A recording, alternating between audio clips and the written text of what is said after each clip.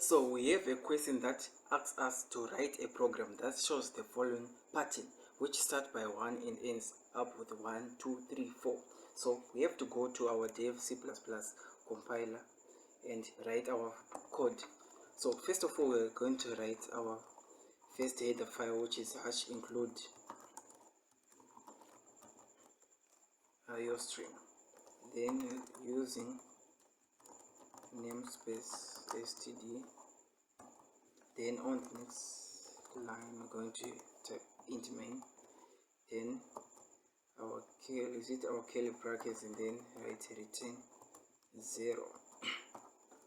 So we're just going to save our program to make sure the code is clean and no error.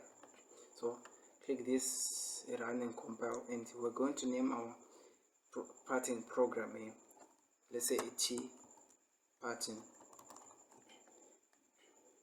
Then it will print out, display an output which there is nothing to be displayed, as we have not written any command. So there is no output here. So let's go back to our code. So first of all, we have to use what we call a for loop, which is in control structure, which is found under the topic control structures, if statement, for loops. Yeah. So we're going to start by int I, and for this case in our lecture, int I will be equal to 1. So as we want our program to start from 1, goes to 2, 3, 4, 5. So by that now after this semicolon, we're going to use to say I should be less than or equal to 5, so that it can count from 1 to 5 exactly, not 1 to 4 or 1 to 6, 1 to 5 exactly.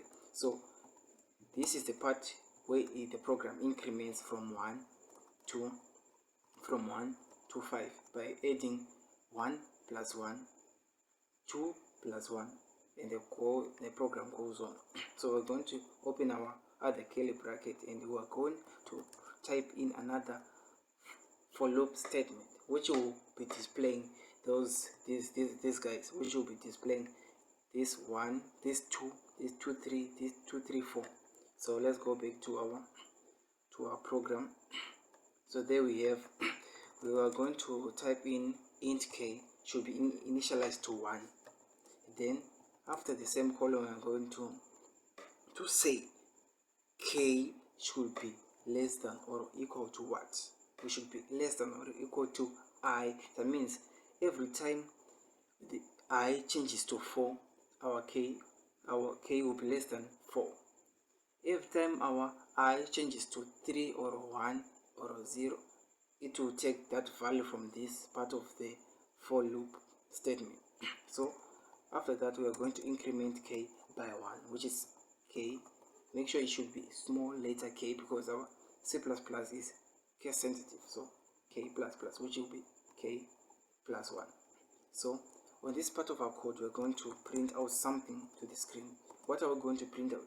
The code which we have. So let me just make an error here so that you can see, without placing an end delay or end L or end line or next line, it will print in the straight line, but we need to prevent that scenario. So let me just print out like this. We're going to print out k to our screen, and let's run. As you can see, these are printed in one line, and that's not what we want as our question asks. So we're going to say cout end line, so that it will print from 1, 2, 3, and the list goes on. But we need our code to be clean, so we're going to say to leave an empty space there, so that it will look more like this part of the question. So now let's run our program by clicking F11 or clicking this button. Just wait for it. There we go. We have our output on the screen: 1, 1, 2, and the list goes on to 1, 2, 3, 4, 5. So thank you for watching this video lecture. So see you in the next lectures.